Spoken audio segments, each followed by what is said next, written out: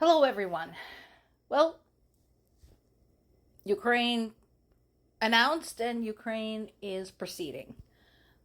Yesterday, we talked about Ukraine's President Zelensky's statement about pursuing a blitz tactic with Russia, basically using the following 40 days to unleash everything Ukraine has got against Russia's military industrial complex, against Russia's oil and gas industry, and see if that will make Russia listen and consider leaving Ukraine the heck alone. So, today, multiple sources, both in the United States and in Europe and in Ukraine, of course, are covering a major strike against Russian industrial facility in Volgograd. So what is this one? This was one of the facilities that supplied Russian artillery. So again, Ukraine remains very, very, very consistent.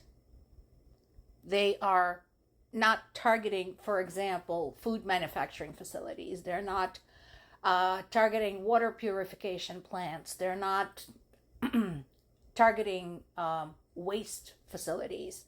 They're targeting strictly things that are feeding the war.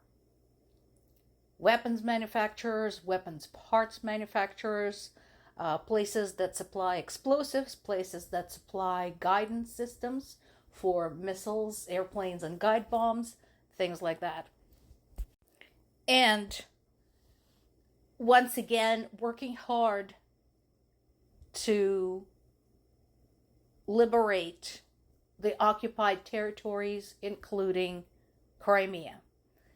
As of right now, Crimea is in the state of emergency, even though repair crews there had tried to fix some of the damage caused by Ukrainian strikes. They're no match for Ukrainian repair crews, and so they basically don't know what to do, not to mention the fact that they don't have supplies to fix things, and there's no way to bring them supplies because all of the roads leading in and out of Crimea are constantly being monitored by Ukrainian military. So there's still blackouts and brownouts. People are told to use their large appliances sparingly. We're talking things like washing machines, dryers, etc. And there are still tremendous gas shortages. And the governor of Sevastopol, I told you about Sevastopol yesterday, this is the largest city in Crimea. So the governor of Sevastopol, who is a Russian stooge, is basically stuck right now. There's nothing encouraging he can tell people living there. There's nothing good he can report up the ladder. He is seriously stuck. He's in serious trouble, which I have no compassion for him because he is the governor installed by an invading army in an invaded city in an invaded territory. Serves him right. I say surrender. Another thing that I've read about yesterday, and again, this is both funny, cool, and scary.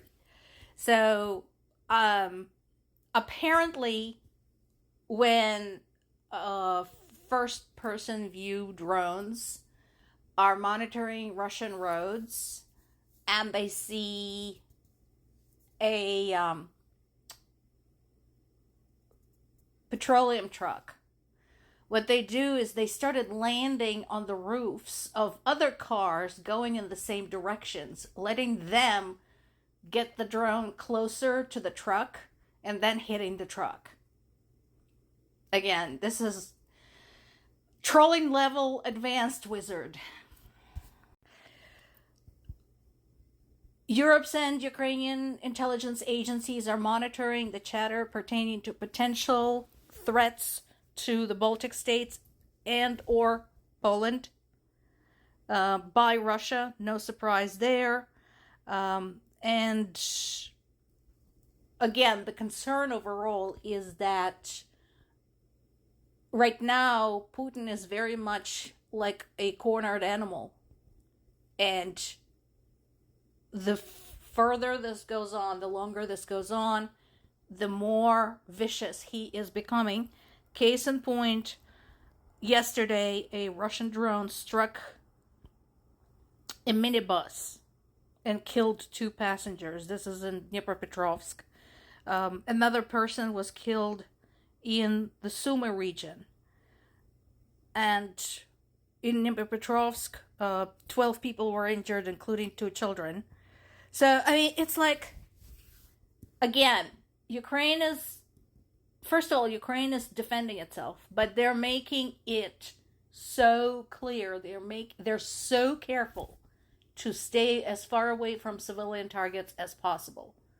They're not 100% effective, nobody is, but they have been very, very, very consistent. Meanwhile, what does Russia do? Strike minibuses, strike markets, strike gas stations, strike stores, apartment buildings, and so on and so forth. More on the oil tanker that was captured near Marseille yesterday. Basically, again, it's always good to see other countries pitching in and monitoring Russia's shadow fleet, capturing it, etc. But let's not forget, there are hundreds of these. Hundreds of them. Right now, there's also an ongoing development of AI for the purposes of being used as part of the military-industrial complex. So I have written on the subject of AI and talked about on the subject of AI a lot. It is a complex topic. I refuse to use generalities and, cliches when it comes to AI. And one of the things that is the case that AI is helping drive right now, Ukrainian drones. And Ukrainian drones are doing one heck of a job kicking Russia's ass. So, Kyivstar is signing a memorandum of understanding with the economy ministry at the Ukraine Recovery Conference in Gdańsk to further develop AI and have dedicated facilities that are strictly military. Because they have admitted the biggest consumer of Ukrainian AI right now is the military. Absolutely true. And so, yes, I agree. You cannot run this somewhere outside. You cannot just pop over to someone else's server bank and load it up. So this is understandable. And there's been another prisoner exchange. 160 captured soldiers have been exchanged on Friday.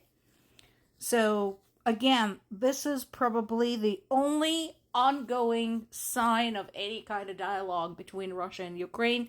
It's these recurring prisoner exchanges. They have been taking place with some consistency every month or two. And once again, I don't know if our POW is among them, but you know what? It's okay. It's okay. That means that dozens of other families got their loved ones back, and I am so, so, so happy for them, and I'm grateful that they got their loved ones back. And an interesting little ticker item, former Russian Defense Minister Sergei Ivanov, who was once seen as a possible successor to Putin, had died at the age of 73. Dangerous job. More to come.